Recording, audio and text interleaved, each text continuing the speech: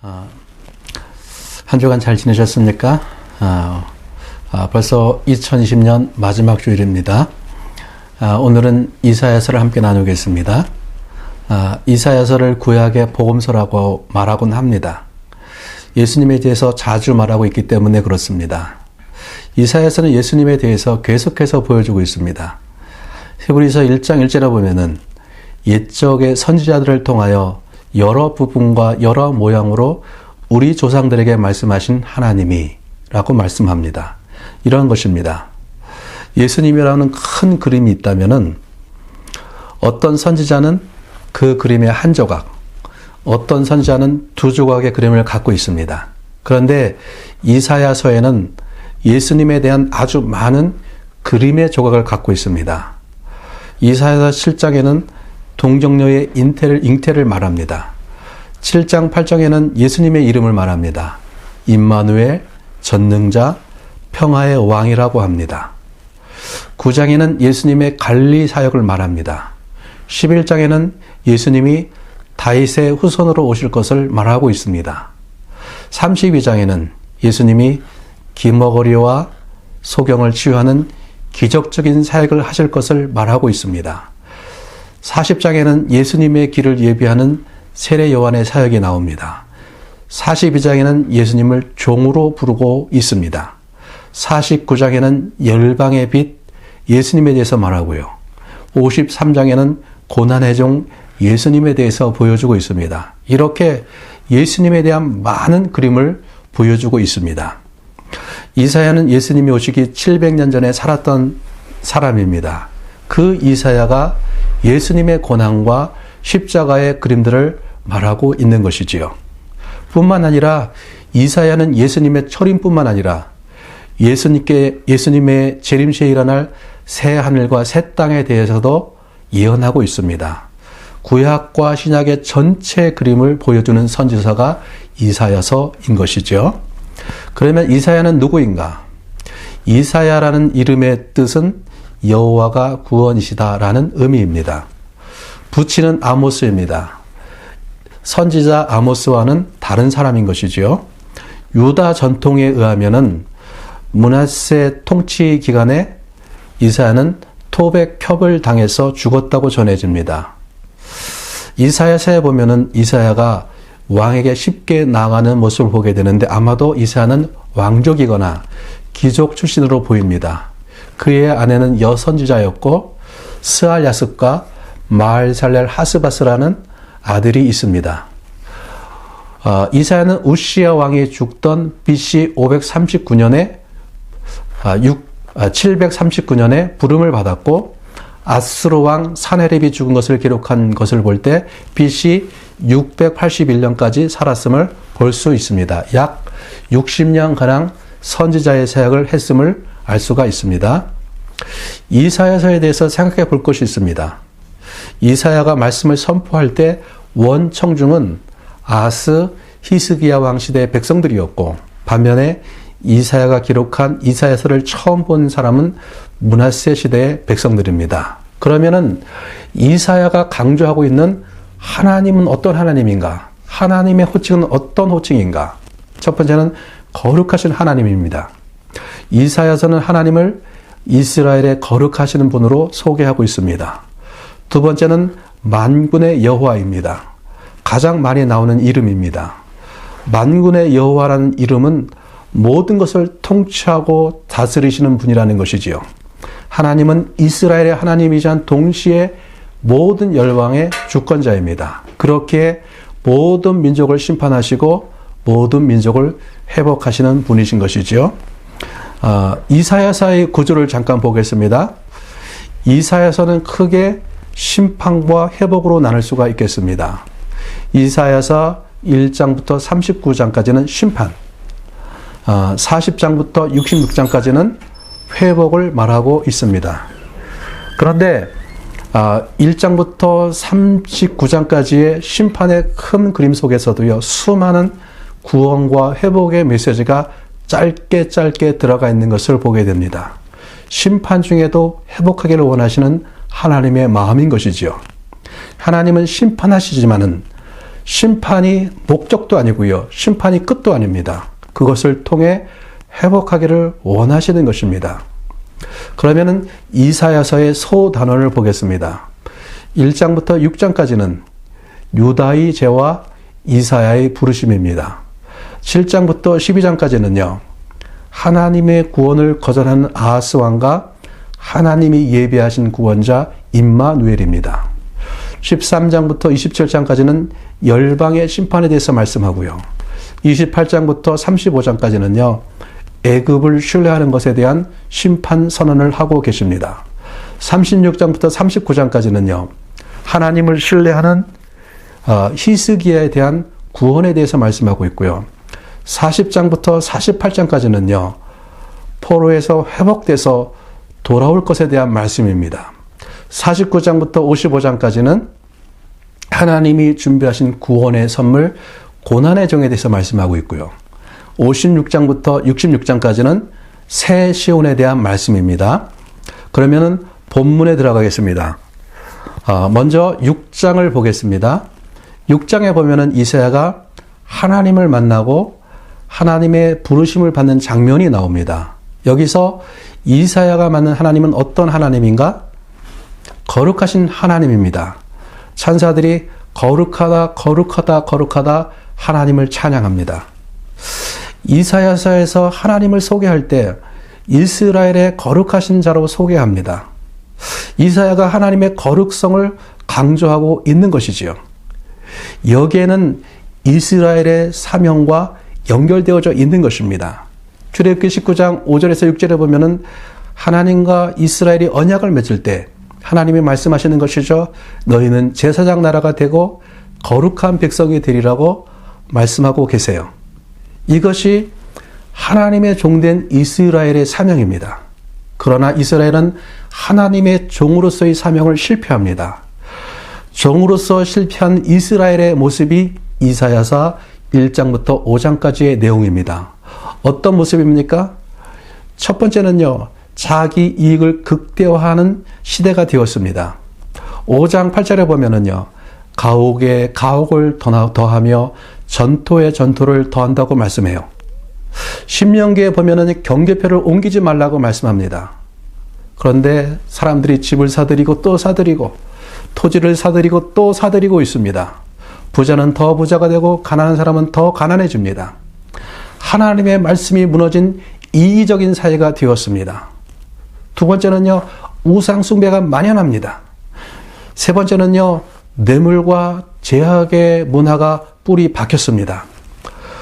이사야 5장 20절에 보면은요, 악을 선하다 하며 선을 악하다 하며 흑암으로 광명을 삼으며 광명으로 흑암을 삼으며 쓴 것으로 단 것을 삼으며 단 것으로 쓴 것을 삼는 자들은 화 있을진저. 흑암으로 광명을 삼으며 뇌물에 의해서 법정의 판결이 바뀌어지고 의인이 죄인이 되는 사회가 되는 것이에요. 하나님께서 그 시대를 향하여서 그들의 예배를 향하여서 너희의 재물과 너희의 예배를 견디지 못하겠다고 말씀하고 있으십니다. 이제 거룩한 백성이 부정한 백성이 된 것이에요. 여러분, 이사야서의 중요한 주제 중에 하나가 정화입니다. 부정한 백성이 된 그들을 하나님께서 어떻게 정화시키는가? 어떻게 깨끗게 하시는가? 심판을 통해서 그들의 부정을 정화시킵니다.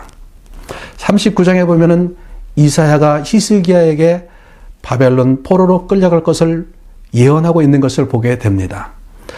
나라가 망하는 심판을 통해서 그들을 정화시키는 것입니다. 이렇게 부정해진 유대에게 심판의 메시지를 보낼 사람을 하나님이 부르시는데 그 사람이 이사야인 것입니다. 이사야가 하나님을 배웠을 때 이사야가 이런 고백을 하지요. 그때 내가 말하되 화로다. 나여 망하게 되었도다. 나는 입술이 부정한 사람이요 나는 입술이 부정한 백성 중에 거주하면서 만군의 여호와이신 왕을 배웠음이로다 하였더라. 이사야가 하나님을 배웠을 때 자신이 입술이 부정한 백성이라고 고백합니다. 그때 시랍 천사가 제단에서 핀 숯을 가져다가 이사야의 입술을 지집니다. 그리고 내 죄가 사하여졌다고 말씀하고 있습니다. 제단에 핀 숯의 용도가 무엇입니까? 제물을 태우는 것입니다. 다시 말하면 죄를 태우는 것이고 죄를 없애는 것입니다. 이사야가 죄를 깨닫고 고백할 때 하나님께서 용서해 주시고 죄를 제거해 주십니다. 부정한 이사야의 입에 제단의 숯을 댐으로 정화해진 것은 하나의 원형인 것이죠. 부정한 백성인 유다가 숯을 입술에 대는 고통, 심판을 통하여서 정하여져야 함을 보여주고 있는 것이죠. 1장에 보면 하나님께서 이렇게 말씀하고 있죠. 너희 죄가 주홍 같을지라도 눈과 같이 희어질 것이요 진홍같이 붉을지라도 양털같이 희게 되리라고 말씀하십니다. 내가 너를 정하게 할 거야. 내가 너를 깨끗게 할 거라고 말씀하시는 것이죠. 이사야가 지금 그 일을 경험하고 있습니다. 이 일이 있은 후에 하나님의 음성이 들려옵니다. 누가 나를 위해 가겠느냐? 이사야가 손을 드는 것이죠. 하나님 저요. 하나님 나를 보내주세요. 이렇게 합니다. 여기까지는 참 좋습니다. 그런데 이사야가 전해야 할 메시지, 하나님이 주시는 메시지가 어떤 메시지입니까? 6장 9절에서 10절에 이렇게 말씀하고 있습니다. 여호와께서 이르시되 가서 이 백성에게 이르기를 너희가 듣기는 들어도 깨닫지 못할 것이요 보기는 보아도 알지 못하리라 하여 이 백성의 마음을 둔하게 하며 그들의 귀가 막히고 그들의 눈이 감기게 하라. 염려하건대 그들이 눈으로 보고 귀로 듣고 마음으로 깨닫고 다시 돌아와 고침을 받을까 하노라 하시기로. 왜 하나님이 깨닫지 못하게 하라고 하시는가? 백성들이 하나님을 향해서 마음을 닫아버렸기 때문에 그렇습니다. 듣지 않기로 작정한 것이에요.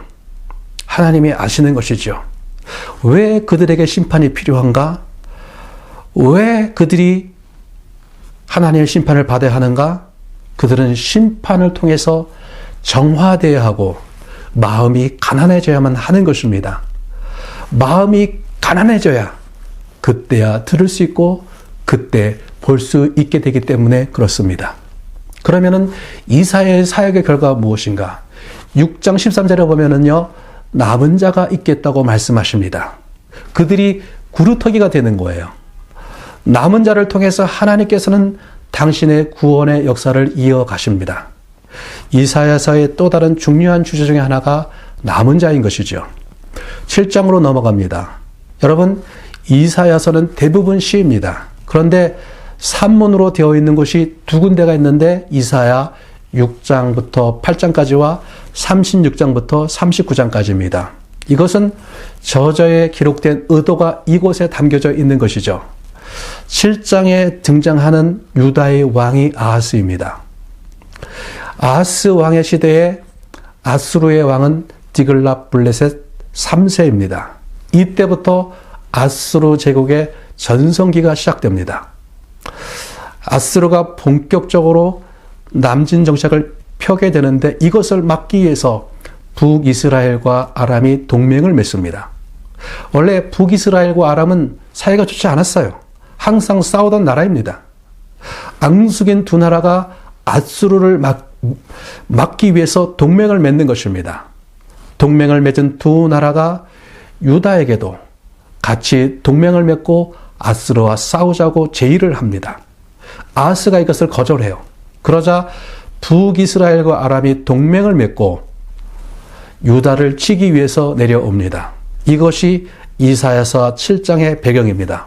여러분, 북이스라엘과 남유다 두 나라 중에 어느 나라가 더 강했습니까? 북이스라엘이에요. 북이스라엘은요, 10개 지파로 이루어져 있고요.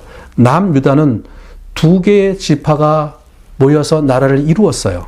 당연히 북이스라엘이 더 강합니다. 그런데요, 북이스라엘보다 더 강한 나라가 아람이에요. 유다보다 더 강한 북이스라엘과 그들보다 더 강한 아람이 동맹을 맺고 유다를 치러 온다는 소식이 들려옵니다. 왕과 백성의 마음이 심하게 흔들리는 것입니다. 마치 바람에 흔들리듯이 그 마음이 흔들리는 거예요. 그때 하나님께서 이사야를 아하스 왕에게 보냅니다. 이사야가 자기 아들을 데리고 윗모스도 세탁자의 밭으로 찾아갑니다. 이곳은 실로암 생 근처로 세탁을 하는 장소인 것입니다. 또한 이곳은 급수시설이 있는 곳이에요. 여러분, 전쟁에서 가장 중요한 것이 식수입니다. 왕이 전쟁을 대비해서 급수시설을 점검하러 온 곳으로 보이는 것이지요. 바로 전쟁이 임박했음을 보여주고 있습니다. 이사야가 왕에게 하나님을 의뢰하라고 말합니다. 징조를 구하라고 말합니다. 어떤 징조를 구하더라도 하나님께서 들어주시겠다고 말씀하세요. 아하스가 말하죠. 왕이 말합니다. 나는 징조를 구하지 않겠다고 말합니다. 열왕기하 16장 7절에 보면은요, 아하스가 아스루 왕에게 이런 고백을 합니다. 나는 왕의 신복이요 왕의 아들이라. 아람과 이스라엘의 왕에게서 나를 구원해 달라고 합니다. 이런 의미입니다. 나의 구원자는 아스루 왕입니다. 나는 하나님을 신뢰하지 못합니다. 아스루 왕을 신뢰합니다. 아하스가 수많은 은금을 준비해서 아스루 왕에게 보내고 아스루 왕에게 도움을 청합니다. 그 결과가 무엇입니까? 여러분, 아스루 왕에 의해서 아람이 망하고 결국 북이스라엘도 멸망합니다. 그런데 늑대를 피하니까 호랑이를 만드는 격이 됩니다. 아스루가 유다와 국경을 접하게 되고요. 유다를 위협하고 공격하게 됩니다. 그것이 그의 아들 히스기야가 경험한 일입니다. 이것이 이사야 36장에서 38장의 내용이고 30년 후에 일어난 일입니다. 히스기야 때 일어난 일이죠. 당시에 아스루의 사르곤 이사가 죽게 되고 산헤립이 새롭게 아스루의 왕이 됩니다. 새로운 왕이 등극할 때는요, 반역들이 일어나는 것이에요. 아스루에 대항하는 나라들도 이때가 기회다라고 생각을 했어요. 반 아스루 동맹이 맺어지게 되는데 히스기야도 여기에 동참하게 됩니다. 모든 반란을 진압한 산헤립이 BC 701년에 드디어 유다로 쳐내려옵니다. 당시에 예루살렘 남쪽에는 라기스라는 도시가 있었는데요. 라기스에서 어떤 일이 일어난 줄 아십니까? 라기스에서 유다 사람들이 어떤 일을 당한 줄 아십니까? 포로들이 살 껍질을 벗겨 버려집니다. 장대로 사람들을 꿰어서 성문 앞에 전시해 놓았습니다. 이렇게 한 후에 예루살렘을 포위하는 것이에요. 그 배경이 되는 것이 윗모스도 세탁자의 밭인데 아스루 왕이 보낸 랍사게가 그곳에 섭니다. 세 가지를 말합니다. 히스기야를 믿지 말라. 애굽을 믿지 말라. 여호와를 믿지 말라. 열방의 어느 신이 아수르의 손에서 그 나라를 구했느냐? 여호와도 너희를 구해줄 수 없다. 아스루 왕의 말을 들으라는 것입니다. 이때 히스기야가 이사야를 찾습니다.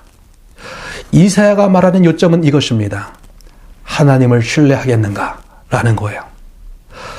지금까지 아수르를 대적해서 살아남은 경우가 없어요. 이 상황 속에서 이사야는 왕에게 하나님을 신뢰하겠는가? 하나님이 구원이신데 이것을 신뢰하겠는가? 히스기야는 하나님을 찾습니다.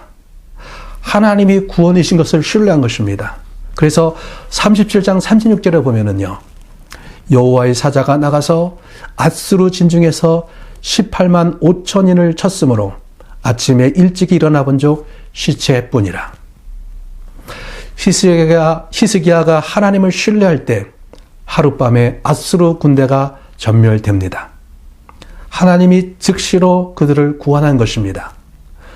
너는 여호와가 구원이심을 신뢰하는가? 이것이 이사야서의 핵심적인 메시지입니다.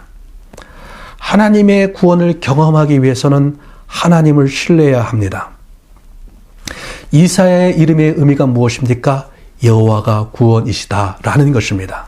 여러분, 이사야서의 주제 성구가 이사야 12장 2절에서 3절 말씀입니다. 보라, 하나님은 나의 구원이시라. 내가 신뢰하고 두려움이 없으리니 주 여호와는 나의 힘이시며 나의 노래시며 나의 구원이시라. 그러므로 너희가 기쁨으로 구원의 운물들에서 물을 기르리로다. 하나님은 나의 구원이시다. 그분을 신뢰하면 구원의 운물에서 물을 기르겠다고 말씀하고 있습니다. 여러분, 나는 정말로 하나님을 신뢰하는가? 우리가 쉽게 하나님을 신뢰한다고 말을 해도요, 나의 삶 가운데 앗수르가 나타나기 전에는 정말 하나님을 신뢰하는지 알 수 없을 것입니다. 앗수르가 등장하게 되었을 때 하나님을 신뢰하는지의 여부가 드러납니다. 나의 앗수르는 무엇입니까? 재정이 될 수도 있어요. 질병이 될 수도 있습니다. 가족이 될 수도 있습니다. 내가 이 길을 선택할 때 가족에게 어려움이 생길 수 있겠다.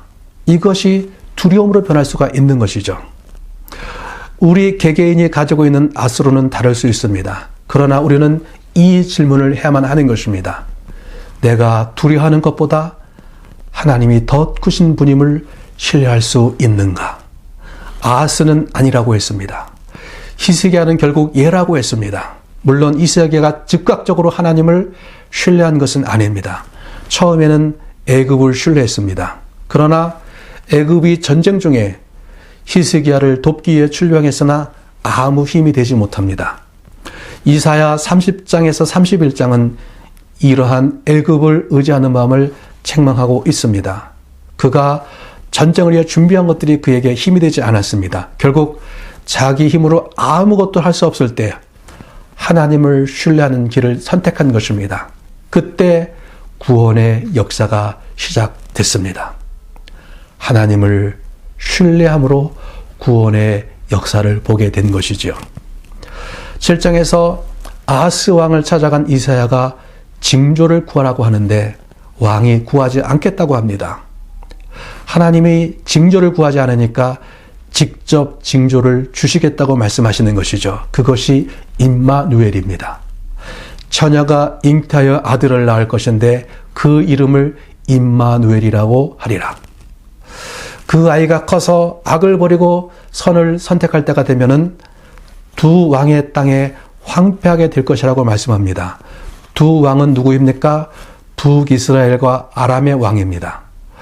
두 나라는 결국 말씀대로 얼마 후에 멸망하게 됩니다. 여기서 이사야 시대의 아기, 이사야 시대의 임마누엘의 아기는 이사야의 아들인 마알살렐 하스바스를 가리킵니다. 그런데 선지자의 예언이 항상 한 가지만을 의미하지 않을 때가 있습니다. 임마누엘인 아기는 두 번째로 이 땅에 오실 메시아를 말합니다. 이 임마누엘이 어떤 분인지 9장 6절에서 7절을 이렇게 말씀합니다. 그는 전능하신 하나님이시고 영존하는 아버지시고 평강의 왕이라고 말씀합니다. 그는 하나님이시며 왕이십니다. 바로 예수님이신 것이죠. 이사야 11장은 이 아기가 이새의 줄기에서 나올 것을 말씀합니다. 이새가 누구입니까? 다윗의 아버지입니다. 이새의 줄기에서 나실 왕이 바로 임마누엘입니다. 예수님께서 다윗의 후신으로 오신다는 것이죠. 이사야가 하나씩 그의 길에 그래서 메시아 예수님에 대해서 펼쳐 보이고 있습니다. 예수님께서 임마누엘로 오셔서 고난을 받으시고 십자가에서 죽으셨습니다. 그렇게 구원을 성취하셨습니다. 그래서 이사야서는 12장에서 이사야는 아하스가 거절했지만은 감사의 찬양을 하고 있습니다. 하나님의 구원을 신뢰하고 찬양하고 있습니다. 13장에서 27장까지는 열방에 대한 심판에 대해서 말씀하고 있습니다. 한 나라씩 불려지고 그 나라에 대한 심판이 선포됩니다. 바벨론, 아스루, 블레셋, 모압, 아람, 북이스라엘, 구스와 애굽, 두마, 유다, 두로에 대한 심판이 선포됩니다. 열국에 대한 심판 속에 유다에 대한 심판이 들어가 있습니다. 열방이나 유다나 셈셈이라는 것이죠. 똑같다, 구별이 없다는 것입니다. 이방 나라를 심판하실 때 특별히 그들의 교만에 대해서 말씀하십니다. 바벨론의 교만, 모압의 교만을 말합니다. 모압의 교만 때문에 구원을 거절한 것을 말합니다. 두로야 너의 교만을 심판한다고 말씀합니다. 항상 교만은 하나님의 심판을 받는 대상이 되는 것이죠. 특별히 24장에서 27장은요, 이사야의 묵시록이라고 불리워집니다. 10장에서 23장까지 이스라엘 주변 열방에 대한 심판을 선언했다면요, 24장부터 27장까지는 인류와 우주에 대한 마지막 심판에 대해서 말씀합니다. 동시에 하나님의 구원에 대한 찬양을 하고 있습니다. 26장 19절은요, 죽은 자의 부활에 대해서 말씀하시는데 성경에 처음으로 부활에 대한 말씀이 기록되어져 있는 것이지요. 28장부터 35장을 보겠습니다. 여기서는 애굽을 신뢰하는 어리석음에 대해서 말씀합니다. 애굽은 유다에게 어떤 도움도 되지 못한다고 말씀하고 있어요. 32장에 의로운 왕의 통치에 대해서 말씀하고 있고요. 35장에 하나님의 대로에 대해서 말씀하십니다. 하나님의 대로는 무엇인가? 속박에서 떠나는 길입니다. 처음에는 이것이 포로의 속박에서 벗어나는 상징적 행위로 쓰여졌습니다. 그러나 이것이 나중에는 영적인 속박에서 벗어나는 것으로 쓰여지고 있습니다. 어둠에서, 죄에서 떠나는 것으로 쓰여지고 있는 것이죠. 죄의 속박으로부터 우리는 어떻게 나오는가? 십자가입니다. 십자가는 우리가 죄의 속박에서 벗어나는 대로입니다. 그래서 초대교회 성도들은 자신들을 길이라고 불렀습니다. 십자가는 우리를 죄의 속박에서 벗어나게 하는 하나님의 대로입니다. 하나님 나라로 들어가는 대로인 것이지요. 이 길은 왕께서 통치하시는 길이고 거룩한 길입니다. 이 대로는 십자가를 통해서 구속함을 입은 자들만 걸어갈 수 있는 길이고 속량함을 받은 자들만이 들어오는 길입니다. 사람이 속량함을 받기 위해서 무엇이 필요합니까? 누가 그를 위해서 대신 대가를 지불해 줘야만 하는 것이죠. 그래서 이사야 53장에 메시아가 고난의 종으로 오는 것입니다. 1장부터 39장의 심판의 대단원은 39장의 바벨론에 의한 심판받을 것을 말함으로 끝나고 있습니다. 심판을 통해서 그들이 어떻게 되어집니까? 마음이 가난해지고 상한 심령이 되는 것입니다. 마음이 정화되는 것이에요. 이전에 그들은 기머거리고 소경이었습니다. 하나님의 말씀을 듣지 못했고 보지 못했습니다. 그런데 이제는 그것을 듣고자 하는 마음의 변화가 생기는 것입니다. 이제 이스라엘의 거룩하신 분은 심판자에서 이스라엘의 위로자, 이스라엘의 구속자가 되십니다.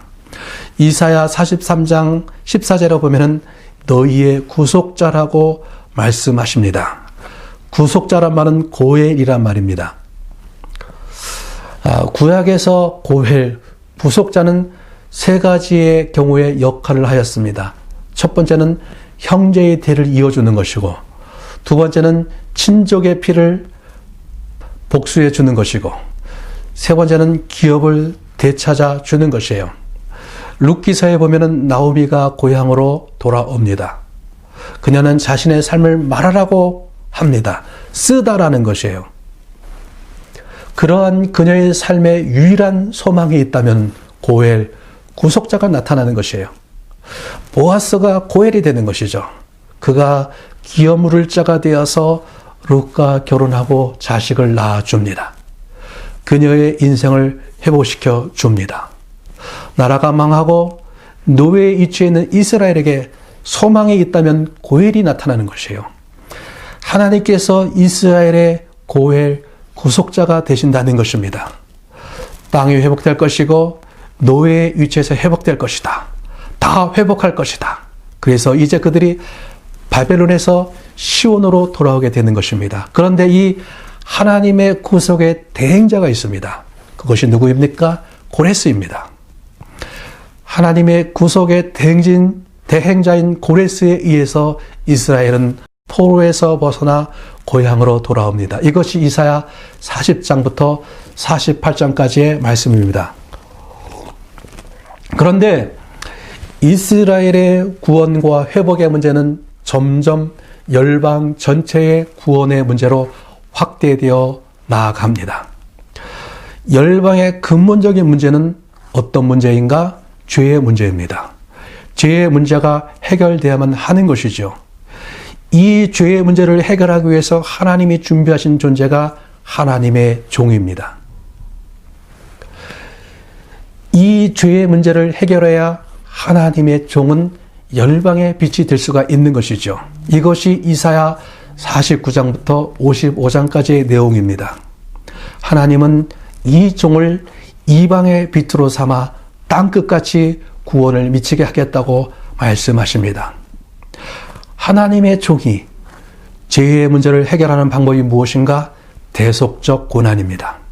그가 찔림은 우리의 허물 때문이요, 그가 상함은 우리의 죄악 때문이다. 하나님이 우리의 죄악을 그에게 담당시키셨다고 말씀하십니다. 대속적 고난의 결과가 무엇인가? 우리에게 치유와 구원을 가져왔습니다. 고난의 종을 통해서 하나님은 열방을 구원하시고자 하는 것이지요.